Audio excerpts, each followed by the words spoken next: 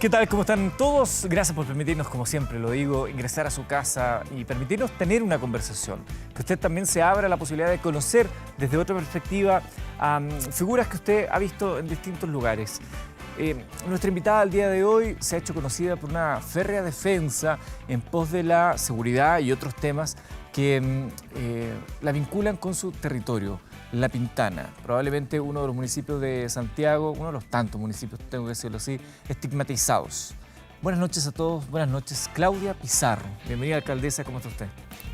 Muy bien, estoy bien. Muchas gracias por esta invitación.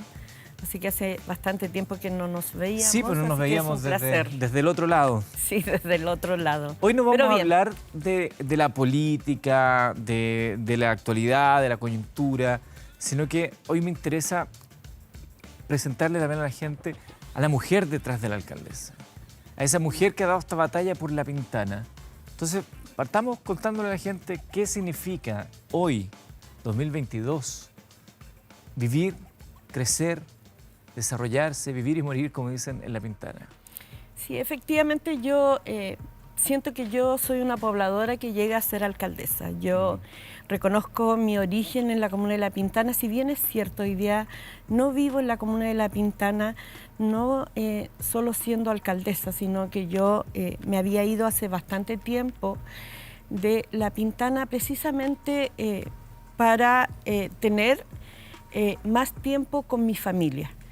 Y me fui a vivir a Santiago, a la comuna de Santiago, siendo una ciudadana como todos otros, porque no me alcanzaba el tiempo para ver a mis hijos. Y precisamente cuando llego a Santiago veo la diferencia entre que me sobra el tiempo y viviendo en La Pintana no me alcanza. El tema de los traslados, la duración. Sí, porque los pintaninos gastan 4 horas de su tiempo en traslado, yendo al trabajo o al lugar de estudio desde La Pintana. Por lo tanto, yo me fui de la comuna de La Pintana en el fondo con mucho dolor porque me estaba perdiendo la etapa de crecimiento de mis hijos. Jefa de hogar, y estaba perdiendo esa etapa que para mí es súper valiosa y creo que para todos los jefes de familia es muy importante. Y por lo tanto yo reconozco mi origen de pobladora que llega a ser alcaldesa con bastante esfuerzo, además mujer política y pintanina, negrita, bajita. Por lo tanto, creo que a personas como nosotros nos ha costado mucho abrirnos camino para estar en el lugar que estamos, sin olvidar el origen. ¿Qué otro dolor, qué otro estigma carga hoy día la gente de La Pintana? Bueno, yo creo que la gente sobrevive, la gente de la comuna de La Pintana. Sobrevive, que falta mucho, no solo es la pobreza, sino que también la sobrevivencia. Creo que la gente vive para llevar el pan a su hogar, trabaja para llevar el pan a su hogar. Y muchas veces falta ese proyecto de vida, como concretarlo, herramientas para concretar ese proyecto de vida. Y eso es un gran problema que a mí me tiene así como siempre pensando qué podemos hacer para que la gente sueñe y concrete sus sueños como su proyecto de vida. Yo siempre que la escucho a usted, alcaldesa, básicamente que hay un tema de oportunidades, ¿no? Hay temas de seguridad, hay temas de la falta de Estado en algunos aspectos, pero hay también una falta de oportunidades. Y esa falta de oportunidades yo lo veo a lo largo de todo Chile, en distintos lugares. Usted que nos está viendo a través de Televisión Nacional, la televisión pública, sabe de lo que le hablo. La falta de oportunidades en un país que habla tanto de tirar para arriba a la gente con mérito, con esfuerzo, pero si no se dan las oportunidades, si no se dan las condiciones para que ese esfuerzo se canalice y dé dividendos, para que además sirva de ejemplo, es muy difícil poder avanzar. Sí, porque aquí hay una falta, como lo dice, falta de oportunidades. La comuna de La Pintana ha sido mirada para arrinconar la pobreza, para construir viviendas sociales y no de otro tipo. Ha sido la comuna hasta el día de hoy con más terrenos para seguir creciendo. A la comuna de La Pintana llegó la gente que vivía en el sector oriente a casas muy pequeñas sin construir servicios, sin construir ciudad. Cuando hablamos de ciudad justa, no se construyó como ciudad justa. Yo apenas asumí como alcaldesa, empecé a luchar porque llegue el metro a la comuna de La Pintana. Hoy día lo logramos, logramos el anuncio, Claro. pero falta mucho porque se inicien las obras. Y por lo tanto todo queda más lejos. Nosotros tenemos 4 cajeros automáticos en la comuna de La Pintana y a lo mejor 6. Tenemos un banco, el Banco del Estado, y así por mucho tiempo. La comuna ha ido creciendo, hay 49.000 viviendas, pero seguimos con los mismos servicios, seguimos con los mismos CEFAM, con los mismos colegios, con una comisaría. ¿Y dónde está la raíz de esto? Que se construye para pobres. ¿Pero quién? ¿Hay una planificación del Estado? ¿Han sido los gobiernos hasta ahora? O sea, que hay un modelo neoliberal, un modelo individualista, capitalista, y por lo tanto eso no ha cambiado durante los últimos 40 años. Profundicemos eso, porque 50 muchas veces años. se habla del modelo, el modelo neoliberal. ¿Cuál es la característica de ese modelo que impacta en La Pintana y en otros lugares con esta desigualdad, falta de oportunidades? Lo que pasa es que el que tiene oportunidad es el que tiene recursos para comprar esa oportunidad, para comprar esa oportunidad en el mercado. Y el que no, que se joda. O sea, eso es el modelo neoliberal. O sea, si tienes plata, vas a comprar educación de calidad. Si tienes plata, vas a comprar salud de calidad. Seguridad. La gente en la comuna de La Pintana no tiene asegurada su vivienda, su vida, su auto, no tiene asegurado nada, ni su futuro. Por lo tanto, todo es una incertidumbre. Si la municipalidad ha ido creciendo la población, pero seguimos con los mismos consultorios, sin embargo, el 90% de la población de La Pintana se atiende en nuestros consultorios. Ahora, pero alcaldesa, independientemente de ese modelo, también me parece que con voluntad política podrían tener mejores oportunidades, podrían tener un mejor consultorio, podrían tener hospital, podrían haber tenido el metro antes. No sé, yo creo que también aquí ha habido una desidia política, ¿no? De no atender estas necesidades que La Pintana, La Granja, Los Espejos, San Ramón. O sea, y solo por nombrar algunas comunas insignes de Santiago, pero en región es aún peor, porque acá los alcaldes de Santiago por lo menos tienen más llegada a la tele y va una cámara y pueden decirlo. ¿Qué pasa en esas localidades de esas regiones profundas que nadie los escucha, que a nadie le importa? Entonces ahí yo siento que podríamos, incluso más allá del modelo, exigir voluntad, ¿no? Sí, lo que pasa es que al tener este modelo se preocupa solo del individuo de forma personal, ¿ya? No se preocupa de las mayorías. Y eso es un sistema capitalista salvaje. El que tiene lo puede hacer y comprar esa oportunidad, comprar educación, comprar seguridad, comprar salud. Y el que no, tiene que vivir a expensas del Estado. Y el Estado no da para más. O sea, hoy día, la semana pasada, antes pasada, veíamos cómo había una protesta por no seguir pagando el TAC. Es gente que anda en auto. Y la gente que anda en locomoción, ¿qué pasa con ellos? Cada día queremos más derechos y vivir gratis. Pero vamos encaminando a quebrar un Estado. O sea, entonces, para los que tienen menos, ¿nos preocupamos de ellos? No. O sea, la comuna de La Pintana recibió toda la pobreza del sector oriente en casas muy pequeñas, veredas de 30 centímetros, construyeron pasajes donde solo cabe un auto estacionado en la calle, no les construyeron estacionamiento a esas viviendas. Eso es violencia de Estado. Construir de esa forma es violencia de Estado. Entonces, ¿cuál es la respuesta de ese vecino? Si yo miro para el lado y tengo que caminar en la calle, si tengo que dejar el auto que se compró el vecino en la calle, o entra la ambulancia o cabe el auto del vecino. pensaron que nunca el pobre se iba a comprar un auto. Por lo tanto, eso también es parte de la violencia del Estado. Nuestra comuna, en el 2030, va a ser una comuna con la misma cantidad de habitantes que Puente Alto y con menos servicios. Hoy día creo que es la comuna de la región metropolitana que tiene más terrenos para construir. Y quiero... Bueno, se acaba de activar La Pintana con una zona de crecimiento urbano. Claro, pero, O sea, perdón, pero Platina. seguimos siendo, haciendo la misma política habitacional de Pinochet. Hoy día se construyen casas más grandes, pero siguen mirándonos a la comuna de La Pintana como bolsón de la pobreza que no quieren otras comunas. Yo traje este dibujo que dice que estas son las comunas, como de Las Condes, llegaron a La Pintana. Estas son las erradicaciones del sector oriente, de la zona norte, Toda La Pintana. y llegaron todos a La Pintana. Y esto fue en los años 80.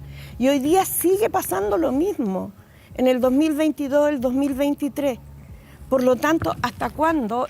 ¿Hasta cuándo? Porque nos vamos a empobrecer más. La compensación que recibimos por tener vivienda significa 8.000 pesos anuales. Con esos 8.000 pesos... 8.000 pesos anuales sí, por persona, ¿por qué? Por vivienda. 8.000 pesos anuales por vivienda. Compensación... Es lo que le compensa el Estado al municipio. Claro. ¿Y se llama así? Compensación. Compensación territorial por vivienda, a través del Fondo Común ¿Qué se Municipal. puede hacer con 8 lucas? Nada. Con 8 lucas nosotros tenemos que pagar el alumbrado público. La gente en la comuna de La Pintana y en comunas como San Ramón, comunas como aledañas, no pagan derecho de aseo. Nosotros solventamos eso con esos 8.000 pesos. Alcaldesa, la invito a viajar dentro de su mente a ese momento de la vida cuando usted tiene 5 años y llega a vivir justamente a La Pintana. Este estudio en el que estamos nosotros ahora es un estudio de televisión que tiene cerca de 200 metros cuadrados. 200 metros cuadrados es lo que tiene este edificio donde estamos, muy alto, muy grande. Usted vivía junto a su familia en 35 metros cuadrados. La casa. Una casa de 35 metros cuadrados. La casa y el patio de 200. Así se construía Claro. Operación Sitio. Sí, efectivamente, yo crecí en una casa de 35 metros cuadrados. Llegamos, yo vengo de La Victoria, me bautizaron en la parroquia Nuestra Señora de la Victoria, Pierre Dubois.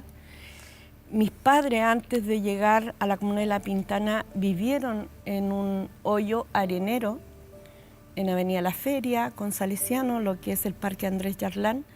Yo no tengo recuerdo que yo haya estado viviendo ahí. Yo creo que nosotros nos quedamos con mi abuela, pero mis padres se fueron a vivir ahí. Ese era el Comité 9 de marzo. Desde ahí llegaron a la Granja Antigua en el año 69, Operación Sitio, era tierra, y desde ahí empezaron a construir las viviendas. No había colegio, no había consultorio.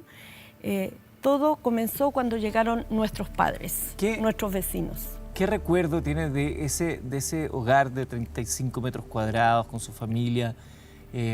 No sé, por ejemplo, a mí el olor a pan tostado me recuerda siempre a mi mamá y a mi papá. Cada vez que siento olor a pan tostado como que tengo un vínculo directo. La tierra mojada. Tierra mojada, qué un rico olor.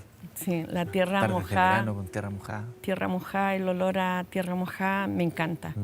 Me encanta y recuerdo de ir a buscar agua bien lejos. Para mí era a un grifo, para mí era un juego, pero para mis padres era sacrificio, porque de verdad que nos pasaban un balde para llevar agua y claro, yo con 5 años, 6 años, llegaba sin agua. ¿Quiénes componían su familia? Yo soy la mayor de 4 hermanos. Yo crecí en un hogar pobre, pero con mucho amor. Amor de parte de mis tías, soy la nieta mayor, la sobrina mayor, la hija mayor, y por lo tanto desde chica siento que tuve bastante responsabilidad por ser la mayor. Pero feliz, una infancia feliz, con bastante responsabilidad. Recuerdo también de que mis padres hicieron las bancas donde estudiamos, las mesas donde estudiamos con caballete, una mediagua, esas fueron nuestras salas de clase, primero un bus y después una mediagua, y los padres fueron haciendo de a poco la escuelita, la escuela 108. Y bueno, mucho cariño a esas profesoras que las recuerdo siempre. ¿Qué hacían sus papás? Mi papá es gráfico, hasta el día de hoy con 80 años sigue trabajando. ¿Qué hacía en gráfica? Mi papá trabajaba en la imprenta Mónaco. Ajá. Mi papá es una historia de sacrificio enorme. Cuéntame. Es que yo me emociono mucho cuando hablo de ellos porque es mucho esfuerzo. Mi padre nunca quiso que mi madre trabajara. Por lo tanto, mi madre, dueña de casa, trabajara entre comillas, porque es harto trabajo. Mi papá era jefe de encuadernación de la Mónaco, pero antes que eso, a mi padre se le muere su papá a los 15 años y él estudiaba el arte gráfica. Y mi papi se sale de la arte gráfica, mi papi no era el mayor, por lo tanto, él se sale para que mis tíos sigan estudiando. Y se pone a trabajar. Se sale del colegio. O sea, sí. Él se sacrifica, entre comillas, para que los tíos pudieran terminar su estudio. Qué hombre. Sí, yo no pude conocer a mi abuelo. Ajá. Pero sí tuve el doble de cariño de mi abuela paterna y de mi abuela materna. Mi abuelo, por parte de mamá, zapatero, me quería mucho. ¿Cómo se llama el abuelo? Manuel. Bueno, y mi abuela materna, empleada puerta adentro. Mi madre es la mayor también de 9 hermanos. Y tuvo que criar también al resto de sus hermanos, porque mi abuela era empleada puerta adentro. Criaba otros niños. ¿Cómo es esa relación con el papá? ¿Eran de jugar, de cariño? Mi papá sí. Mi papá, yo no recuerdo. Solo recuerdo una vez que me pegó, pero no recuerdo nada de maltrato de parte de ellos. En términos de castigar con correa, solo una vez que me pilló pololeando, pero... ¿Me pilló pololeando? Sí, ¿Cuántos años sin tenía? permiso, 15 tenía? años. Ah, era chica igual. Me siguió. Pero bueno, andaba escondida de él, pero no de mi mamá. La mamá sabía. La mamá sabía, era cómplice. Sí. O sea, la palabra sacrificio, esfuerzo, la tiene tatuada en la piel usted, alcaldesa. Sí, por supuesto, porque antes de llegar a la comuna de La Pintana, yo tengo cicatrices de la pobreza. Mi madre, cuando fue a dar a luz a mi hermano en el Hospital Salvador, donde yo también nací y donde nacieron el resto de mi hermano, me deja con mi abuela. Y mi abuela se va con sus hijos menores, mis tíos menores, que tienen casi la misma edad que yo, y se corta el gas. Y en ese corte de gas, mi abuela se pone a cocinar con leña en un brasero, a cocinar una sopa, una cazuela, y nosotros jugando en la casa, ella haciendo el aseo, preocupada del aseo, y yo corriendo de mis tíos, doy vuelta a la olla y cae encima de mi cuerpo y mi pierna derecha se quema toda, y ella gritaba, pero no me sacaba la ropa, por lo tanto tengo cicatrices de esa quemadura. Mi madre no supo nada hasta que llegó de vuelta a la maternidad y claro, yo estaba toda vendada. Y durante toda mi niñez yo nunca me puse faldas, vestidos, y esas cicatrices las porto hasta el día de hoy, y cada día que me miro al espejo recuerdo de dónde vengo. Recuerdo que muchas familias se acaba el gas y se ponen a cocinar con lo que puedan para dar alimento a su hijo, y eso sigue pasando hasta el día de hoy. Por lo tanto, cada vez que me miro al espejo recuerdo de dónde vengo. ¿Cuántos años tenía cuando ocurrió este accidente? 2 años. Muy chiquita. 2 años. Y es difícil, me imagino, porque usted lo señala, ¿no?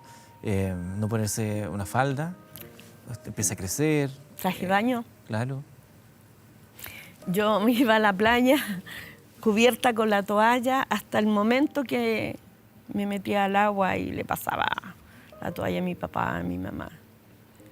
Sí. Pero hoy día pues, se nota menos esa cicatriz, pero se nota.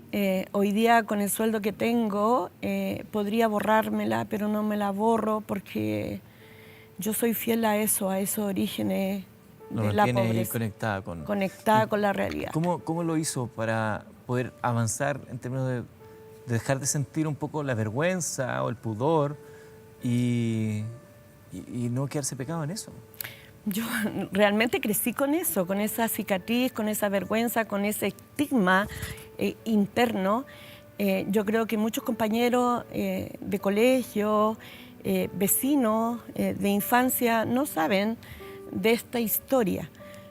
Por lo tanto, nunca se enteraron, porque siempre me vieron con pantalones, siempre me vieron más bien cubierta, nunca me vieron con vestido. Claro. Entonces, crecí con eso, con esa vergüenza. Y muchos se preguntarían por qué uso siempre pantalones, pero nunca encontraron la respuesta hasta el día de hoy. ¿Cómo lo tomaron los papás cuando se enteraron, una vez que regresaron de la clínica? Mi papá cuando llegó de su trabajo, me cuenta que estaba muy aproblemado porque no había dejado la plata, porque la plata dura, pagan una vez al mes, no te pagan todos los días. Entonces, es algo que no estaba dentro del presupuesto, que se cortara, que se acabara el gas. Entonces, claro, vivían al 3 días. ¿Se empezó a sentir culpable él de no haber tenido la plata para que no se acabara el gas? En ese tiempo arrendaban mis papás. Entonces... Pero qué interesante eso que plantea, de acuerdo a lo que ya nos ha dicho su papá con el tema del esfuerzo, el sacrificio, de incluso en una situación así sentirse él culpable de no haber dejado la plata para no haber tenido gas y haber obligado a cocinar con leña. Y hoy día a lo mejor hay más avance para borrarte la cicatriz, siempre y cuando tengas las lucas.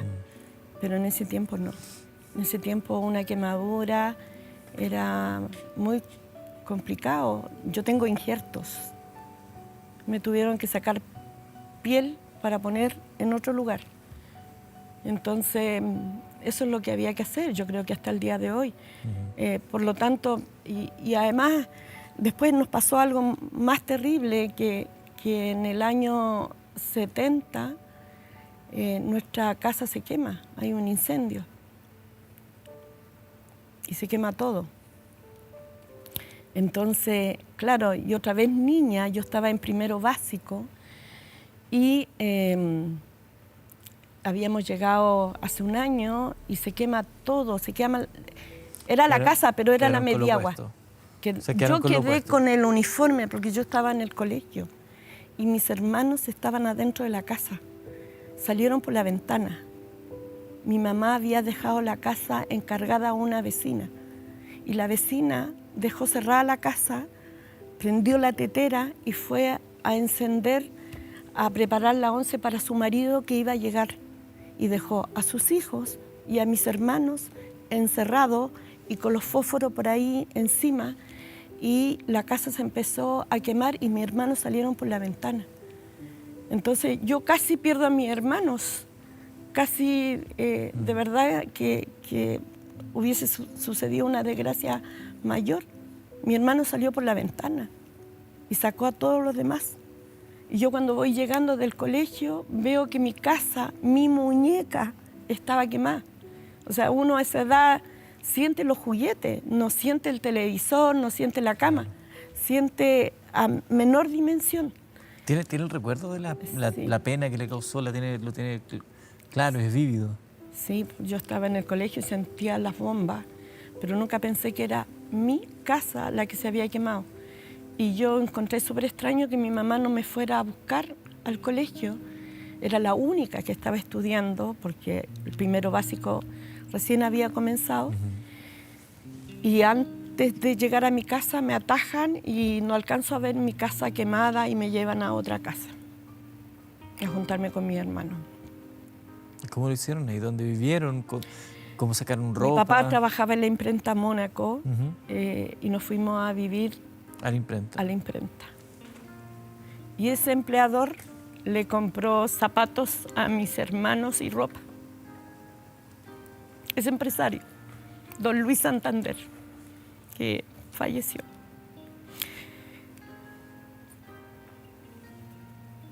Entonces, hay gente buena, sí hay gente buena, que de repente se cruza en el camino. Por eso no hay que decir que todos son demonios. Luis Santander. Sí, Luis Santander. Yo escucho esta historia. Esa imprenta quebró, ya no existe. Yo escucho su historia y siento que hay tantas mujeres como usted en Chile, de esfuerzo, de sacrificio, como que yo creo que de alguna manera usted también en su casa, ¿no?, recordará su propia historia.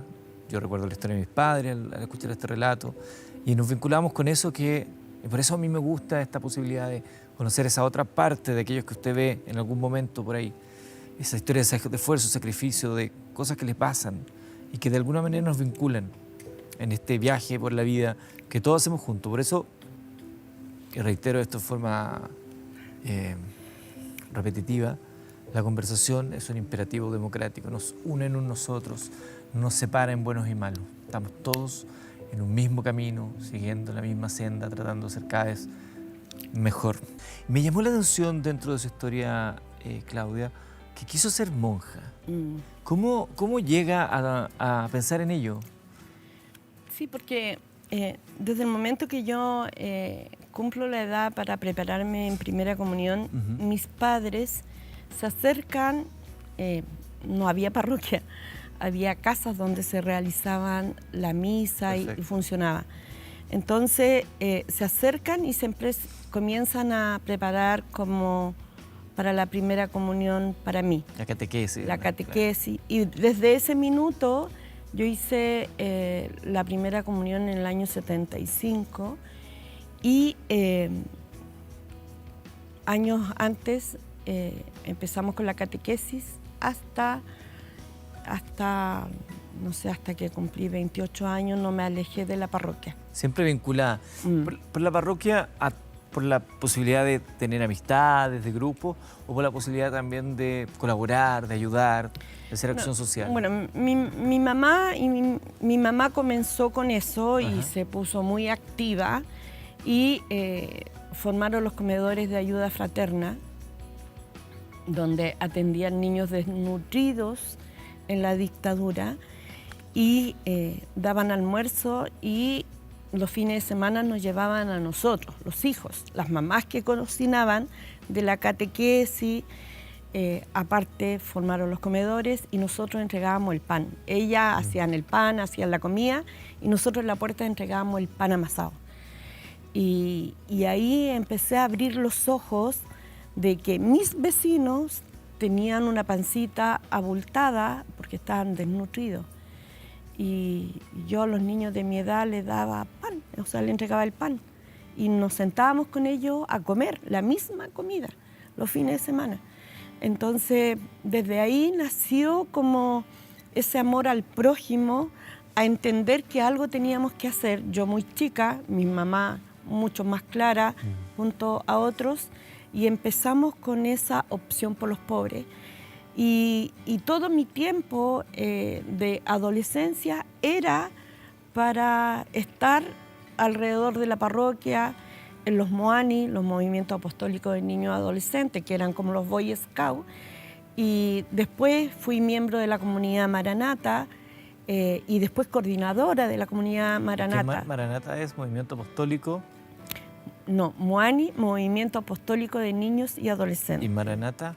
Maranata, Camino de Jesús. ¿Ya? ¿Sí? Y finalmente llegamos a estar permanentemente metida en la iglesia y después empezamos a atender niños que consumían neopren, esa era la droga del momento, y a rehabilitarlos. Y bueno, ese era el tiempo. Y después Pero- empezamos a militar. ¿Ya? En política. En política. Ya, pero antes de eso, porque la conciencia social es algo que se lleva, que se educa a través del ejemplo de los padres, los hijos, perfecto.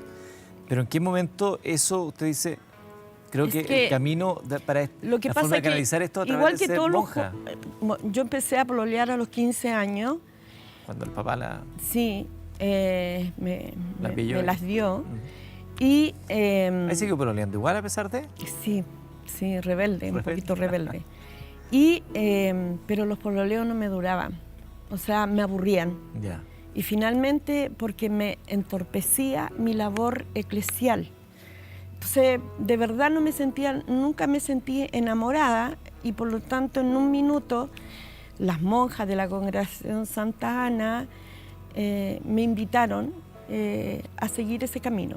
Y yo ahí tuve mi duda, o sea, de verdad que ¿Lo no pensó? la pensé seriamente, y no escogí ese camino porque mi deseo era ser mamá. Tener una familia. Más que estar acompañada Sí. de una persona, ser mamá. Espérame un segundo. Estamos avanzando en la historia de vida de Claudia Pizarro, de su infancia, el accidente, la posibilidad de perder a sus hermanos en un incendio de la casa, esta vocación de servicio, de rescatar gente humilde, ayudando a otros más pobres, la necesidad de colaborar. Empieza a militar en política en 1981, democracia 81. cristiana. O sea, una larga historia de una democracia cristiana, que la lleva a ir ocupando cargos hasta que termina como alcaldesa. Alcaldesa del territorio donde usted se crió desde los 5 años. Pero con un escenario que no cambia el adjetivo, la pobreza, la marginación, cambian algunos elementos. Usted decía que en ese momento los muchachos se drogaban con neopren, había desnutrición, hoy el problema es la obesidad, el neopren ya no existe, hay otras drogas.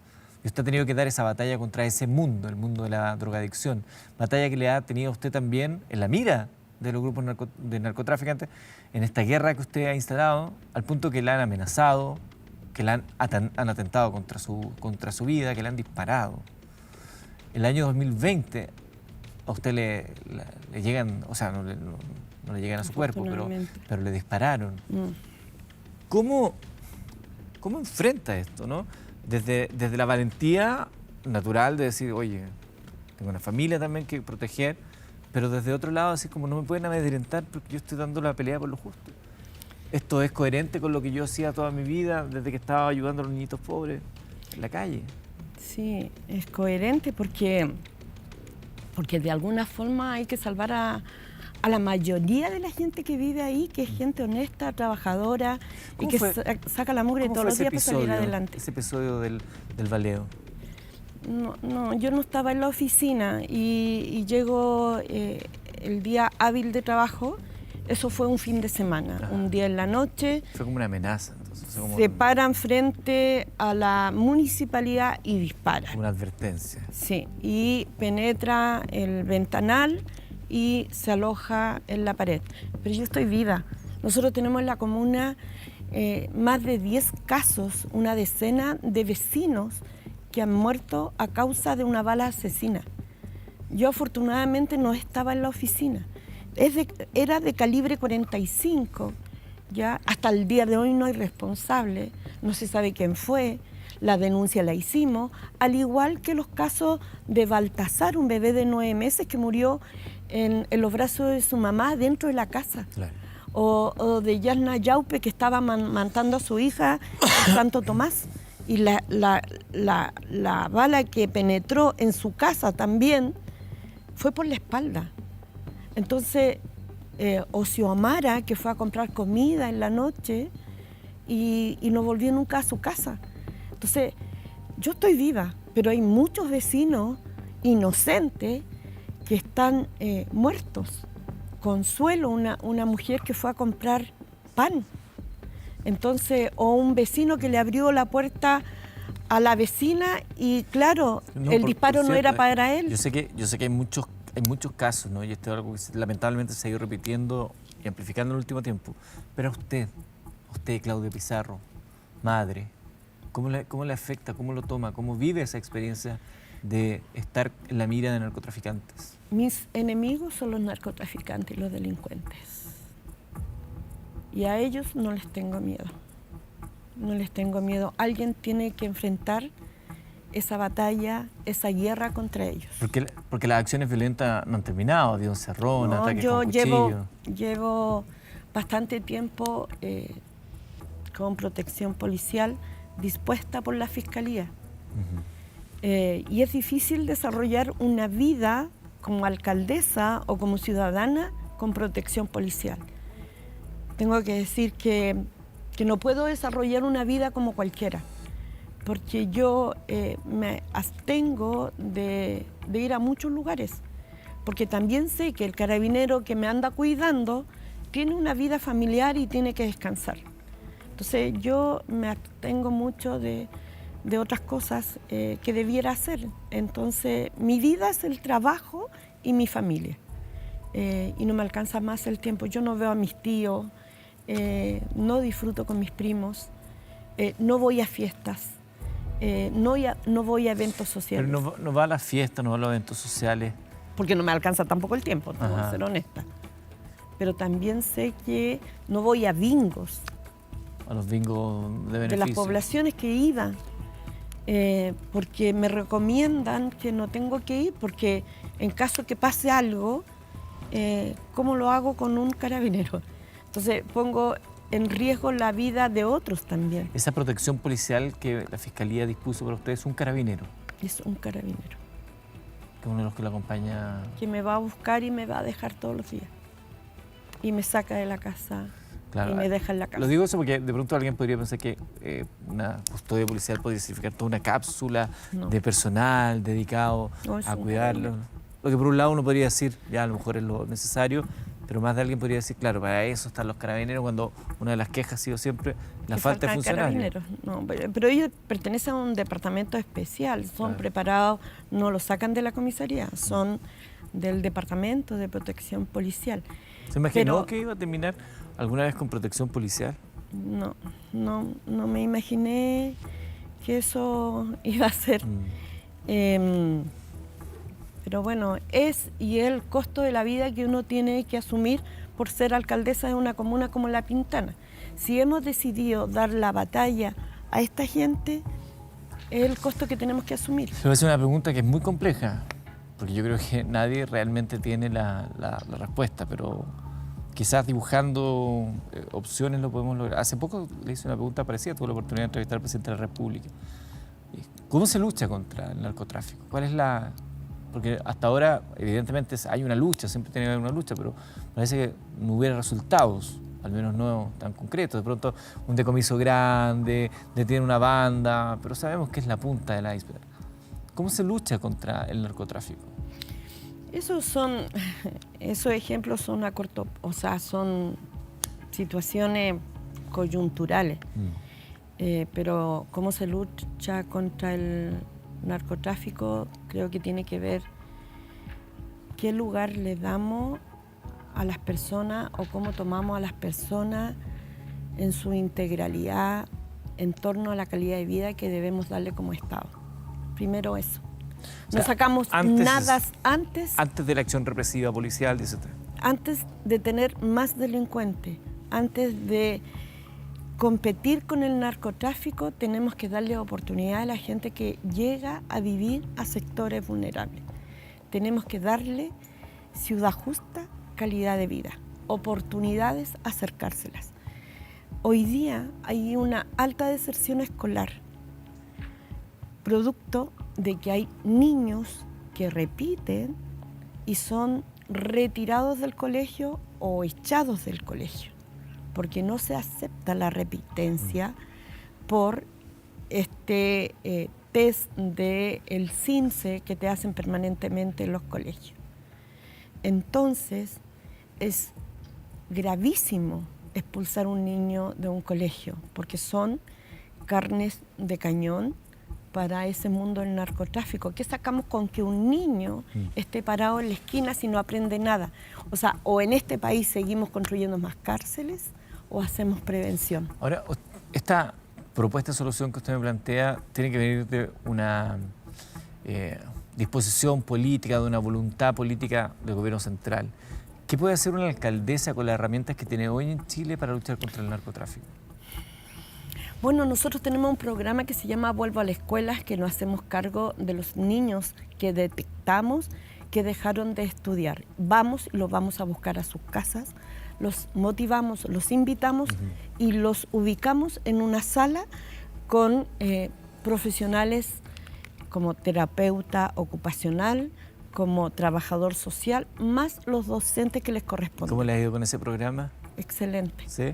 Sí, nosotros no habíamos hecho cargo solo de la enseñanza básica ¿Ya?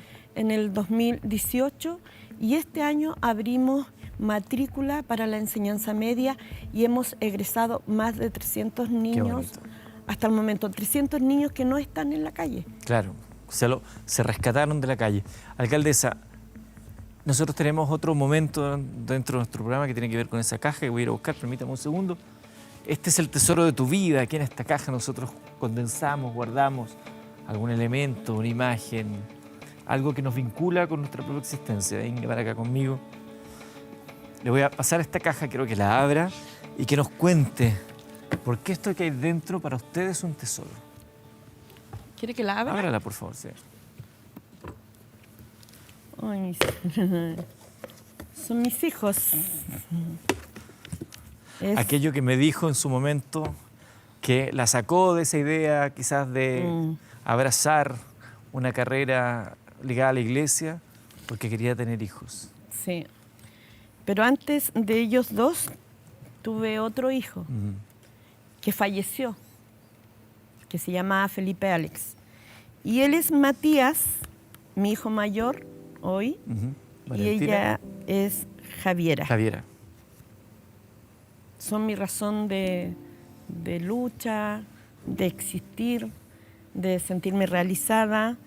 Quiero que ellos se sientan orgullosos de los apellidos que tienen toda la vida.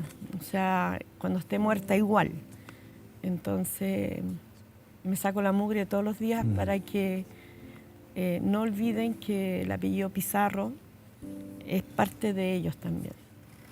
Y se sientan orgullosos de su madre, de lo que hizo su madre. Usted mencionaba a Felipe, este hijo que fallece siendo muy pequeño. ¿Fue muy difícil después volver a intentar la posibilidad de tener hijos? Sí, ¿Quedó con temor? Sí, Felipe el 5 de noviembre hubiese cumplido 28 años. Sí. Sí, yo quedé con mucho temor porque pensé que los hijos que vinieran iban a tener fibrosis quística. ¿Qué fue lo que tuvo Felipe? No. ¿No? No, se presumió que tenía fibrosis quística. ¿Ya? Porque él no hizo la caquita del recién nacido, Perfecto. el meconio. Entonces, él se le produjo una septicemia. Nació en una clínica que no tenía todos los elementos para atender una urgencia, ni siquiera ambulancia. Y no me dijeron que al niño lo pasaron a incubadora y me tuve que levantar porque no me lo llevaron a la visita y lo vi en la incubadora. En ese tiempo mi marido no sabía que estaba en incubadora y yo no lo pude llamar porque los teléfonos lo cortaban a las 8 de la noche. Tuve que esperar hasta las 2 de la tarde del otro día para que llegara el neonatólogo, siendo que podría haber llegado mucho más temprano. Y nadie quería recibir, ningún otro hospital quería recibir a mi hijo, que debíamos saber qué es lo que le pasaba, porque él tenía la guatita abultada, él estaba afiebrado. Por lo tanto, hubo mucho tiempo de espera, más de 14 horas, para que recién supiéramos el diagnóstico. En ese tiempo se produjo una septicemia y nadie lo quería recibir. Y nosotros éramos FONASA. Y lo único que podían recibirlo era otra clínica y para eso tuvimos que pagar 3 cotizaciones que no habíamos pagado porque éramos FONASA. O sea, yo era FONASA y mi marido era ISAPRE, y tuvimos que hacer todo rápido para que pudieran recibirlo. Lo operaron, el doctor Zavala, el doctor en esa clínica no cobró sus honorarios y le hizo 2 intervenciones en 7 días. Cada día que mi hijo estaba en esa clínica era 1 millón de pesos y yo ganaba 250 lucas. Y el costo de que mi hijo siguiera con vida en esa clínica era 1 millón de pesos. ¿Cómo lo iba a hacer? No tenía casa, no tenía auto, no tenía cómo hipotecar algo para que mi hijo siguiera viviendo y siguiera atendiéndose en esa clínica. Eso sigue pasando hasta el día de hoy, porque el que tiene plata tiene salud. Y han pasado los años y siguen muchas mamás con eso. Por supuesto que nunca pude comprobar que mi hijo tenía o no fibrosis quística. Y todos los que tienen fibrosis quística es porque papá y mamá tienen ese gen. Y los hijos que nazcan van a salir con fibrosis quística. Y el pronóstico de vida en ese tiempo, hace 29 años atrás, era hasta los 15 años. Hoy día ha ido avanzando. Mi hijo, desde que nació Felipe Alex, tenía que tomar enzimas pancreáticas, que el frasco costaba 50 lucas y yo ganaba 250 lucas. Mi marido no le daban permiso para ir a ver a su hijo y renunció a la pega porque él quería estar con su hijo. Y yo lo encuentro lógico. Pero en el trabajo no le daban permiso para ver a su hijo. Yo tomé la decisión de cambiar a mi hijo al Hospital Barros Luco, porque la cuenta iba en 7 millones de pesos, en 7 días. Y estuvo hasta que cumplió el mes en el Hospital Barros Luco, que tenía neonatología. No todos los hospitales tenían neonatología. Hace 29 años atrás, cumplió el mes y se fue al Hospital Ezequiel González Cortés. Nunca lo pude sacar para llevarlo al Calvo McKennan, para hacerle el test del sudor, para comprobar o no si tenía fibrosis quística. Por lo tanto, siempre pensé que no iba a volver a ser mamá. Mi hijo murió a los 3 meses porque se pescó una infección intrahospitalaria. Y me fui, me quería olvidar de todo lo que había pasado. Nos fuimos, entre eso nos separamos también. Tuvimos un mes separado en esos 3 meses que mi hijo estuvo hospitalizado. Después que falleció,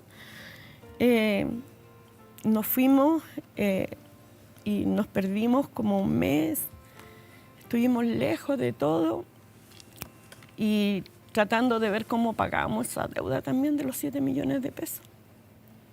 Tuvimos que juntar dadores de sangre para rebajar la deuda. Y a los 6 meses quedó embarazada. ¿A los 6 meses? De fallecido mi hijo.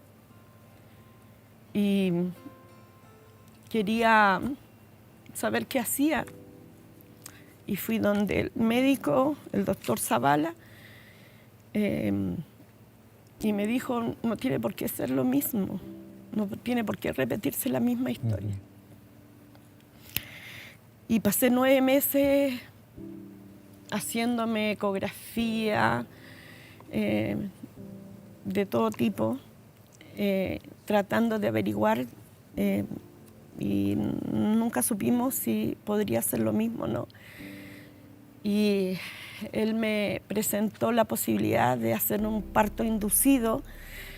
Bueno, primero él me dijo, anda donde el obstetra que atendió a mi mujer, Emiliano Soto, ponte en las manos de él trabajaba en el hospital San Borja Arriarán y me atendí con él, recibí el parto, me atendí en un hospital público.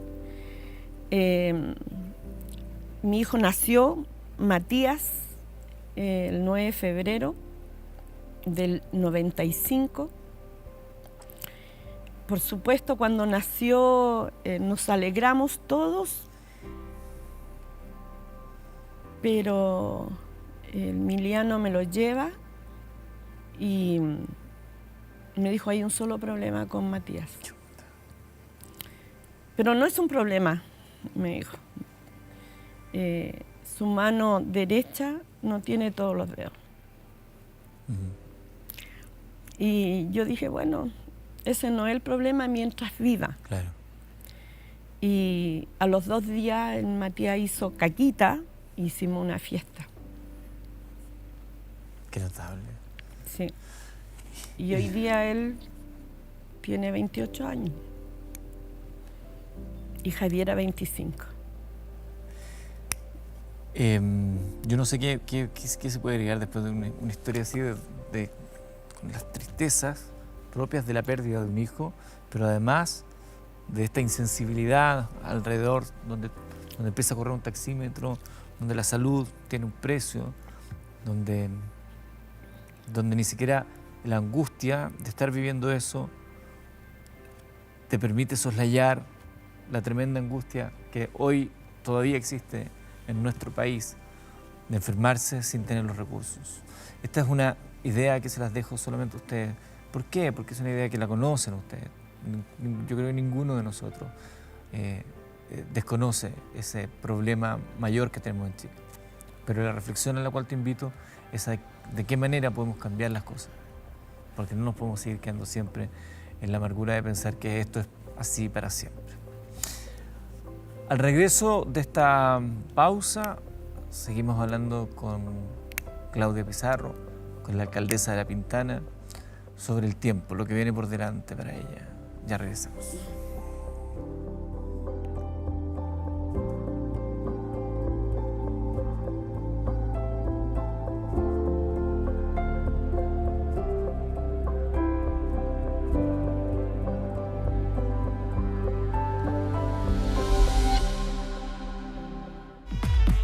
Para las vacaciones soñadas no se puede olvidar de nada. Recuerda que si compraste tu Nissan desde el 1 de abril del 2021 o del 2022, tienes desde la primera y hasta las 3 primeras mantenciones gratis. Escuchaste bien, gratis. Conoce las condiciones y agenda tu hora en nissan.cl, Nissan con doble S, nissan.cl.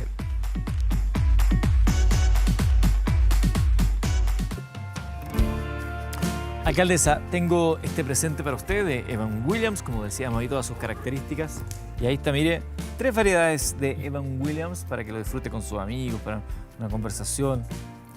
O quizás para, y aprovecho para preguntar, quizás para celebrar una reelección. ¿Va a ir, alcaldesa, a la reelección? ¿Le queda una última oportunidad de ser reelegida? Sí, súper segura que voy a ir a la reelección. Confirmadísimo. Confirmado porque tengo un anhelo. Quiero ¿Cuál es ese anhelo? inaugurar el metro para la comuna de La Pintana. Ajá. Quiero poner la primera piedra, a pesar de que una vez nos han castigado. No han corrido los años, por lo tanto, siempre el castigo es para los pobres. A los pobres les construyen de una forma que es mala forma. El corredor Santa Rosa nos construyeron con una normativa del 78, sin embargo, se entregó en el 2012, en marzo se murió un niño de 8 años, producto de esa normativa del 78 que se construyó. ¿Cómo anda los tiempos? Usted, por lo que me contaba antes, le queda poco tiempo, porque el trabajo con el alcalde es intenso, ¿no? No conoce de horario, surgen eventualidades, hay que estar presente. Pero también tienen sus hijos, que es tan grande, pero son sus hijos. ¿Ha pensado qué podría pasar con usted después de eventualmente ganar la reelección? ¿Quiere seguir vinculada a la política, pensar a lo mejor como diputada, como senadora, o bajar un cambio? Yo creo que cuando termine el tercer periodo, me gustaría seguir sintiéndome útil para la Comuna de La Pintana. Siempre ligada a la Comuna de La Pintana. Hoy día, como parlamentaria, no me atrae mucho, pero creo que mi lugar está siempre en La Pintana. O sea, siento pasión por La Pintana, creo que todavía tengo cosas que hacer por La Pintana y creo que ese es mi lugar, mi Comuna de La Pintana. Y si no es como parlamentaria, bueno, hay otras acciones que no son cargos de elección, pero la acción concreta se puede realizar igual. O sea, si yo soy funcionaria municipal de la Comuna de La Pintana, me encantaría igual seguir aportando desde mi conocimiento, desde mi experiencia. Hacemos una pausa, que es muy corta por lo demás, y al regreso seguimos conversando acá en Buenas noches a todos.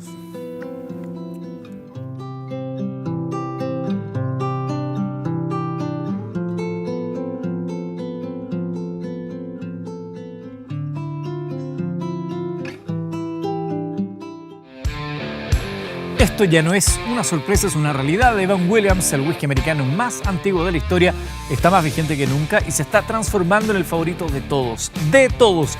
Sorpréndete con su tradicional etiqueta Black, con sus sabores intensos y agradables notas aromáticas en sus versiones Apple, Honey, Fire y el que estoy disfrutando que se llama Peach o Durazno, como tú prefieras. Solo le aseguro que es realmente increíble y el único en Chile, ¿eh? Pruébelo y no se va a arrepentir. Evan Williams Bourbon Done Right. Salud con Evan Williams.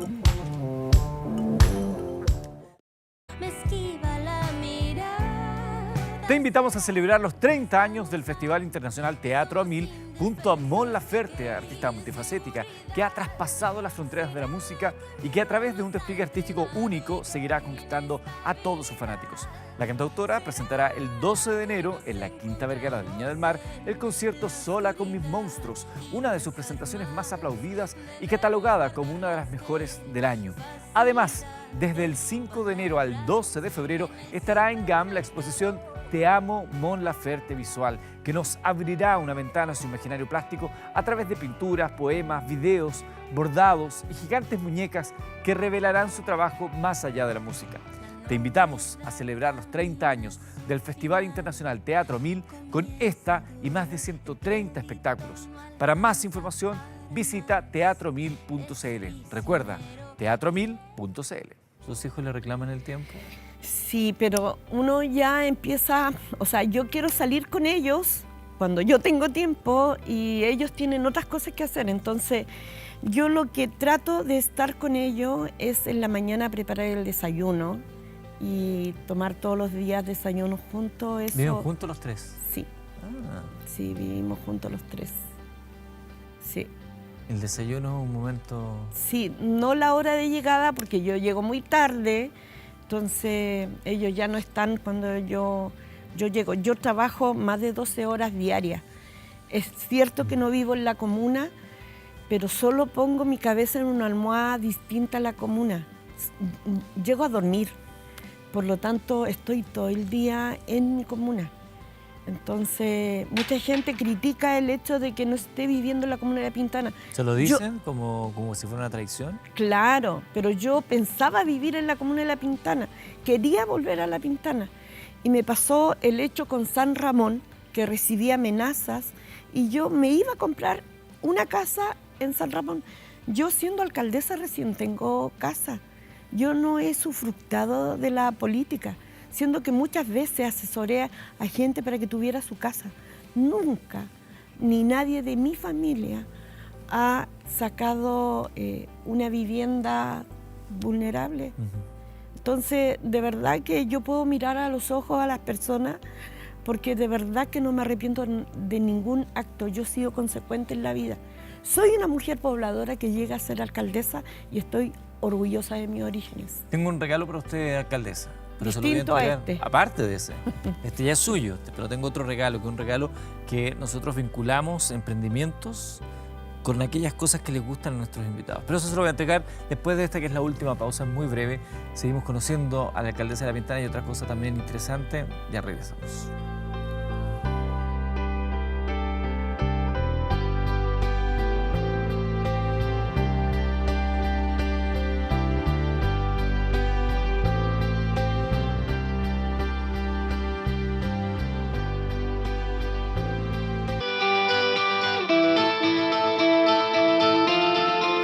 Ahora que se vienen las fiestas, tienes la oportunidad de regalar algo distinto, algo que sea verdaderamente especial.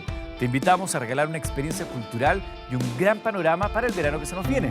Se trata de la tarjeta Regala Teatro, una gift card con opciones que van desde los 20.000 y hasta los 100.000 pesos, y en donde el gran afortunado que la reciba podrá canjearla por entradas para las obras que quiera ver. Como por ejemplo, una versión impresionante del Libro de la Selva, un espectáculo de danza premiado en todo el mundo que llega desde el Reino Unido para sumarse a la celebración de los 30 años del Festival Teatro Mil.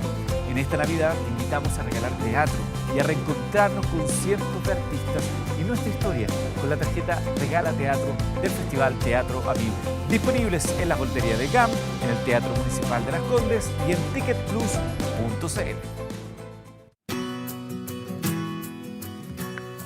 Estamos de regreso junto a Claudia Pizarro, alcaldesa de La Pintana, que como nos decía va a ir por esa reelección, la segunda y definitiva, porque los alcaldes pueden estar 12 años en ejercicio de acuerdo a la nueva legislación que hay acá en Chile. Y yo sé que usted tiene un alma comprometida con la música también. Música en vinilo para todos los gustos. En Instagram lo puedes encontrar como @ultravinilos. ¿Qué me dice de él? Ah, ese era el regalo, sí, muy bien, no lo tengo. Víctor Jara, grandes éxitos. Un vinilo para que lo disfrute. ¿Qué significa Víctor Jara para usted, alcaldesa? ¿Todo? Sí, sí. Bueno, mucha pena de que él lo hayan asesinado la dictadura. O sea, un artista que hasta el día de hoy su música no muere. O sea, quisieron matarlo, pero no ha muerto. Lo hicieron inmortal. El disco es para usted, en agradecimiento por haber estado con nosotros esta noche. Muchas gracias, alcaldesa, gracias pero más que alcaldesa, muchas gracias, Claudia Pizarro, mujer chilena que nos cuenta su historia. Muchas gracias por esta invitación para hablar de La Pintana, para hablar de la alcaldesa de La Pintana, porque siempre ha sido invisibilizada. Nosotros nos juntamos en un próximo capítulo, siempre agradeciéndole a ustedes la posibilidad de seguir conversando a través de TVN, la televisión pública chilena.